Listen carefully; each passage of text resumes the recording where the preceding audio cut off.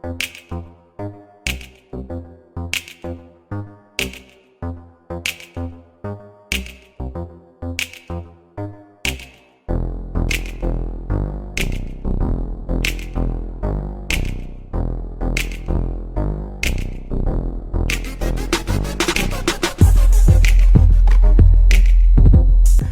there, and welcome to Hot Comics. I'm Lysandra Vasquez. And I'm Brandy Younger. And today we have the very funny Katie Hughes. We adore her. She is a nationally touring comic, writer, and friend. She's our friend now. And you can find her on all of her socials at Katie Bruce. Yeah, and they're on the screen. Bruce. We will, without further ado, let's just get to it. Here she is. Yeah. All right, Hot Topic. Hello. Hi. Hi. My name's Hot Topic, and I'm Her here. name is Hot Topic. Her name More is of Katie. a PacSun girl. And that was my first job. Really? Yeah, PacSun. Oh my god. Pack Fun. Pack Fun. I was obsessed with being able to fit in and wear those cool clothes. And you get in there, and all the pants are not made for people with any sort of shape besides straight up and down. Plank. Yeah. Plank shape is the 13-year-old girls that should shop there. I know. So, yes, you have a hot topic for us today. Okay, so my hot topic is the stock market, which is, a topic that thrills people. People are so excited to hear about it and talk about it and listen to you talk about it. Obviously. Yeah. Love stocks. I woke up thinking about it. Girl, my mutual funds are on fire. What are you guys investors? I'm brown. We don't get taught that. I'm Jewish. We get do. into it. Start that generational wealth. Yep. So you're Jewish. I'm Jewish, and we love the stocks. You love the stock. Great I number. got into it because I saw other comics tweeting about it, Evan Rollins and William Childress. So I would see them tweet, and I'm like, if they can do it, why they not can do me? it, you And I'm not even saying William is me going if they could do it, because he can draw buildings. More Evan. Sorry, Evan. Yeah. No, it just really interested me. I was like, oh, maybe Minori. She was she was talking about Snapchat, which blew up over. Yep. And I was just like, oh, this seems like, something that's not unattainable. Yeah, I mean, you do comedy at night and day trading during the day. So your full day is just now full. Yeah, it really leaves no time for my actual job. Which, when I first got into it, I was very distracted from my real job. I would just be on Reddit all day. Yes. And they'd be like, Katie, are those deliverables done? I'd be like, uh-huh. Be like, don't you see? Don't you I'm see? delivering. But yeah, I think the thing that got my attention was the GameStop thing. And yes. when it first happened, I was like, oh, there's no way I could ever go in for $300 a share. And so I was like, oh, AMC seems similar. And then I'm very stupid. So I was just like, let me put some money in it and see what happens. And then I read more about GameStop, and I'm like, oh, this is actually seems legit. The part where the stupid person has to explain things, which I feel is why I can't get into many conspiracies. Because I'm dumb enough to believe it, but I'm not smart enough to explain it. And I don't want to get caught there. You know what I mean? When I have to get, someone's going to poke a hole in it. And you're like, let me get back to you let me circle back. Yeah, let me circle back. Hey, Mom, we can talk about Stephen Paddock later. I gotta study GameStop. But basically, it's a small cap company, which means they have only 74 million shares.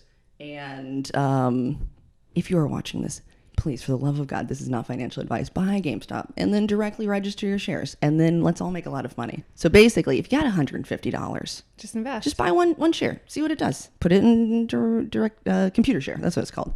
So you're on the road a lot. I'm on the road a lot. Oh, and that was my other thing. I was just putting all of my comedy money into it. So it was free money. And if I lost it, I was just going to spend it on dumb shit anyway. So that's a good, I think, if you have a day job and you have a surplus. Extra money. You're investing in the future. Yeah, because comedy's not paying well. So if you can put that measly amount somewhere, maybe it'll get bigger. For every $15. Yeah. I was just going to smoke it anyway, so it doesn't fucking matter. Every $15 every from $15 Venmo you get. Amen. Every drink ticket, I'm trying to convert those. I'm doing some put options on some drink tickets. So I feel the value of those can go down. I'm going to really collect. There's only supposed to be 10 drink tickets on the market, yet there's 20 circulating. So look at the market here. It's supply and demand. Supply and demand. Turns out the manager's been photocopying them in the back. Just like the government. Mm-hmm. Just like J. Powell. But you're basically traveling right now. You're on the road. All the time. And you're traveling. How's that life? I went to Kentucky, and I was like, what am I going to do here? There's nothing to do. And I like to, do what the locals do when I go somewhere. And so I just went to McDonald's and got a job. Yeah. It was great. I did some. You really like to assimilate yourself into full Yeah, culture, yeah, don't you? yeah. Good for you. They're like, do you want Yeah. OxyContin? Do you want gas station speed? I went with the speed. I worked a 12-hour shift in 6 minutes. It was like just a really big day for me. Like a big fast day. I made thousands of hamburgers incorrectly. But some things you can't plan for. Like I got a flat tire in Missouri. Missouri. Have y'all been to Missouri? Well, If I said Missouri in Missouri and they didn't like it. I didn't like it. They I didn't have like to it. say, I've driven through. I've spent a lot of time in Missouri in my past life. My ex-boyfriend was from Missouri. There's no reason. Brandy To Unger go. is Gone Girl too. Gone- Dude, there's something fun about reading like true crime that takes place in the Ozarks. Oh, It's very like you're like, oh, maybe it'll happen to me, and I won't have to be here anymore. Please help. Please help. But like, and I'm really dumb too. Like, I got a flat tire, and this has happened to me multiple times where I'll hear it. The first time it ever happened, I was like, "Is there a helicopter above my car?" And then no, it's just a flat tire going. Sorry to the listeners for that noise. So it happened again, and I was like, you kind of go, this isn't happening. Like you go through all 7 stages of grief. yeah, totally. In like Denial, 30 seconds. bargaining. Yeah. It's like, no! Yeah. And I got this flat tire, and I was like, I think I also had a trunk full of weed because I'd gone through whatever state you can buy weed in. Yeah.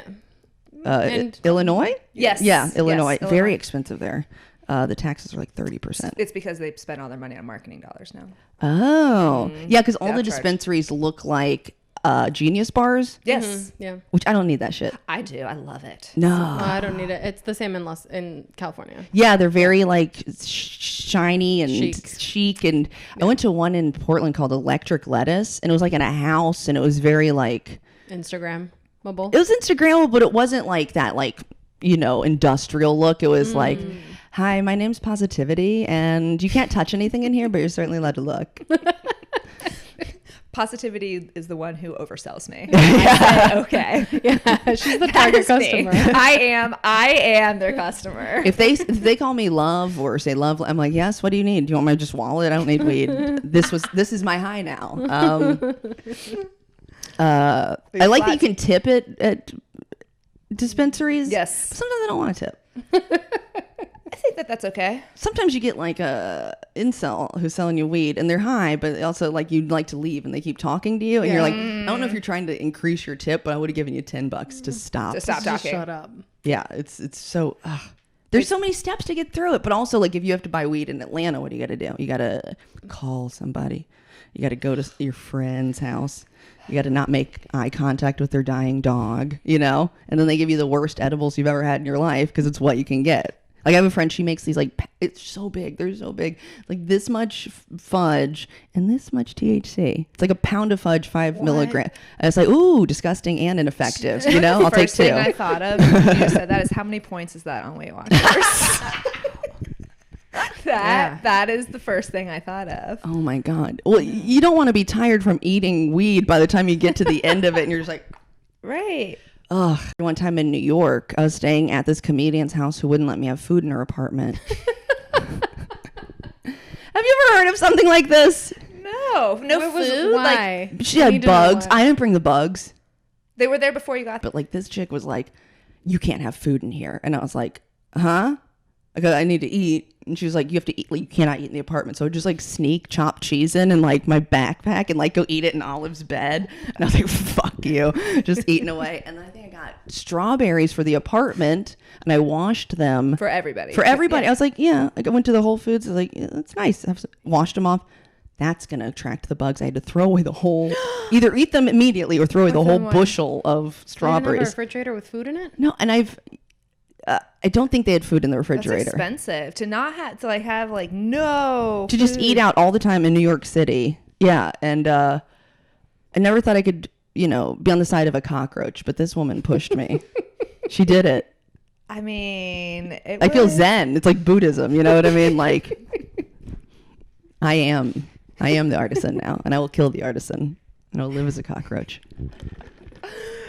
Wait, so what happened though? The weed in your trunk. Oh, so I'm just like Those- worried because I'm those are already high, so I'm paranoid. Yes. And oh my God, great memory. Thanks. I listen. Great memory. Thank you. Back to Missouri. Back to Missouri. And so I'm like sitting there and I'm like, I don't know what to do. I have like a little donut in my car, but I'm like, I don't know how to get the other one off. So I'm just like sitting there, and this guy pulls up, and immediately I'm like, he's gonna tell the police I have weed. Like, how would he know I have weed? Like, The paranoia sets in. Yeah. so yeah, so paranoid. And then another pickup truck pulls up, and the first guy was a little bit older, and the second guy like was a little bit scarier. But you know, God sometimes sends his most frightening angels. So his name was Daryl, and he had very bad teeth, and he was like, I can fix your tire. I work at a tire store. Of course you do. That sounds like. This is like my night. I'm Like, I'm sure if Daryl was at the lake and my boat broke down, he's like, I work at the propeller factory. It's like, you'll say anything to kill me, won't you? He just wants to put you in the back of his truck. Basically, yeah. And so between him and this other guy, they like fix the tire, and he was like, all right, follow me. Because he wants to take me to the tire store to get a real tire now. And I'm like, Jesus, take the wheel. Literally, let's go. And so I'm going like 50 miles, and I'm following Daryl. And then I finally get to this place, and I like take a picture and like send it to people so they like know where I am. I'm like, my car broke. Like, I didn't even want to like make it a scary message. Like, my car broke down. Geotag. Come find me. Follow me. I dropped a pin. To every contact in your phone book. And they're like, we might not have a tire for this, whatever, you know. Conveniently. Yeah, and they finally found one, and they're like, this should make it till you get home. And I'm like, oh, good, thank you so much. But yeah, you know, the message, I guess, is not to like judge people on their looks. Like Daryl, you know, very frightening, but he did something for me I couldn't do for myself. Yeah. And in the end, I wanted to, you know, do something for him he couldn't do for himself. And I brushed his teeth. Really got in. There's a twig, and I just like picked it up. There's 3 of them. It didn't take long. I hope it teaches other people how to do that too. Yeah. Go forth, teach. Yeah. If you brush a man's teeth, but if you teach a man to brush teeth, we'll have clean breath forever. Yeah. That is the imprint that you're leaving on the world. And you have I a hope friend so. for life. You know, Katie's just here dropping knowledge about the internet and stocks Dental and dental hygiene, dating. Oh my God. Jeez, so Wow. much, you're so dynamic. Got it all. And I mean, like, What? Yeah, go ahead. Oh no, I was gonna say. So like, we had talked about something with the internet earlier too. So like, mostly Al Gore. Mostly Al Gore. Yeah. That's my father. He and I together, and our my stepmom Elizabeth Holmes. We kind of made a big splash on the Oh my internet. God, I want you to be Elizabeth Holmes for Halloween, please. I have a video where I did that. Thank you. And it was not well received, but I retweet it all the time. People hate it. It was basically like the what was it? What's her called? The Inventor, like Out for Blood in Silicon Valley, and mine was called The Imagineer. Out of ideas in Silicon Valley. And it's just me, like, I think it was me splitting the id and the ego for children. It was very like, I was on so many drugs. Well, like, I don't know if you saw, like, because you guys are, you know, you're young, you're online. There's like been a lot of like pushes for like to not tax feminine hygiene products. Yes. Like in, I think it was England, they made the period book, I think it was called. And it was like basically like a book. Because, this was it. You don't have to pay shipping or taxes on literature. So they made a book that was full of tampons. Great. Isn't that smart? That is so smart. And so, like, I work in advertising, and, you know, they're like, you know, you want to come up with something, like, revolutionary and feminist like that. And I'm like, here's our campaign. Stop buying them. Right? Yeah.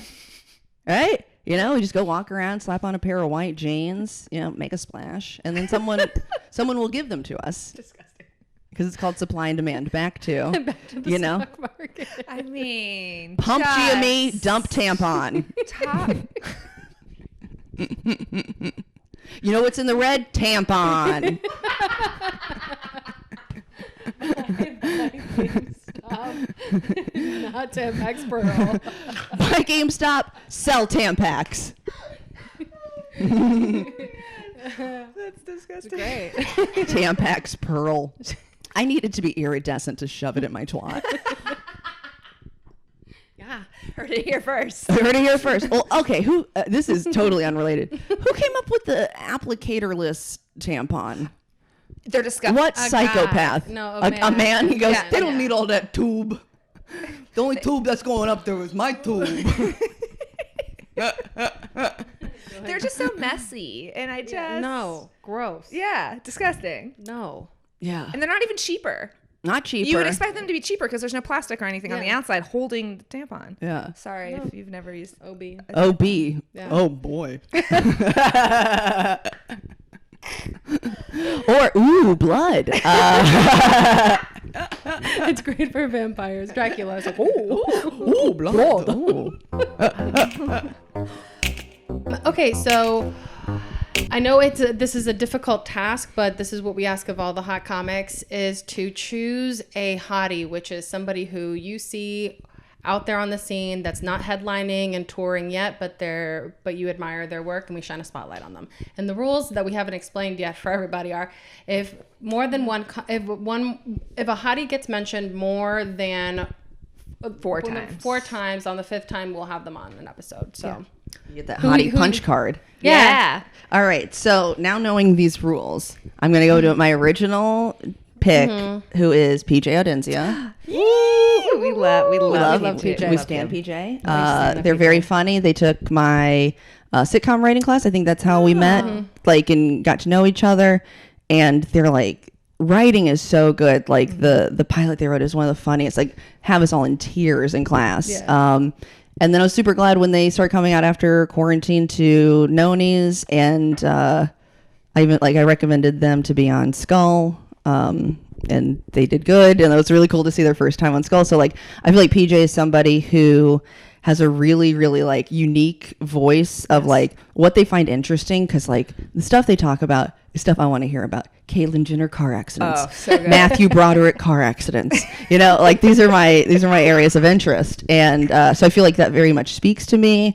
There's a lot of good internet humor, I won't ruin the joke, but the I just got a new Facebook friend. I'm their second friend. Great. That's such a good bit. Such a great bit. And so I feel like being able to have such a unique POV and life experience, and then also have jokes that are solid premise setup punchlines to where it's not just anecdotes or they're very clear jokes happening, and even if it's not something that is your niche, you still know that this is the formula of how jokes work. So I just think prescribed. Very very funny. And I see them already ahead of people who I feel are at their level. And also just great to have a non-binary comic be really, really funny. Yeah, be really good. And solid. represent, because I know there's no community that's a monolith, but it's really cool when you see a really funny female comic and you're hell yeah, represent. So when you see a really funny non-binary comic, you're yeah, that's great. It's you're probably inspiring somebody you don't even know. They're paving the way without having that be their mission. Yeah. And beyond all that, funny. So even if PJ never inspires one person, I don't give a shit, because they make me laugh. So That's it. Love it. Yeah. So PJ, Uncle Katie stands Uncle Katie's PJ. got you with two. Us too? Yeah. Oh. Yeah. Hell yeah. All right. Well, that wraps it up for Yeah. us. Thank you so much. Thank you so much. We've loved it. This has been I so had a great time. This You guys is were the great most, I think, interviewers. we see each other all the time. I think this is the most know. we've ever talked. People never let me talk at Noni's. I try. I know. We try to talk. We try. Yeah. Then the men go, what is spaghetti? What is an open mic? And this is at Katie Brews. We'll put all of her socials here. Go to her website so you can see the most up-to-date information on when you can catch her on the road, and any new shows that she has coming up will be on there. Yeah. Thanks for joining us today, guys. Bye. Bye. Thank you so much for tuning in to our episode with Katie Hughes. Hope you guys had just as much fun as we did, because she is just a gem. I'm obsessed with her. So you can actually, if you want to listen to her album, it's called Queen of the Castle, and it's available on anywhere that you can stream podcasts or music. So please check it out. It's a really great album. It's amazing. Also, if you want to check out where she's touring next, everything that's going on in her life, check out our website at katiehughescomedy.com. And at Katie Brews Yeah, on the Insta. IG. Yeah. So you can get some of that real time commentary. And if you can catch her class, she teaches a script writing class or pilot writing class. Yeah, a sitcom pilot writing class through laughlabcomedy.com. I took it and it's amazing. She helped me write my pilot. Yeah. So she's multi-talented, and we were so happy to have her here, and fun. This was fun. This was amazing. I love having her. I love getting to know even more about her. Yeah. And thank you again. I'm Lysandra Vasquez. And I'm Brandy Younger. And please follow us on at Lysandra Vasquez. There's 2 underscores in between the two. And I'm Hunger for Bunger. With the number 4. And we are at Laughs by the LB and at Hot Comics Pod. Follow us there. Our live shows are on the By the Pound account. And then everything that's related to the podcast will be on the Hot Comics Pod account. Anyway, thank you so much. Thank you. Bye. Bye.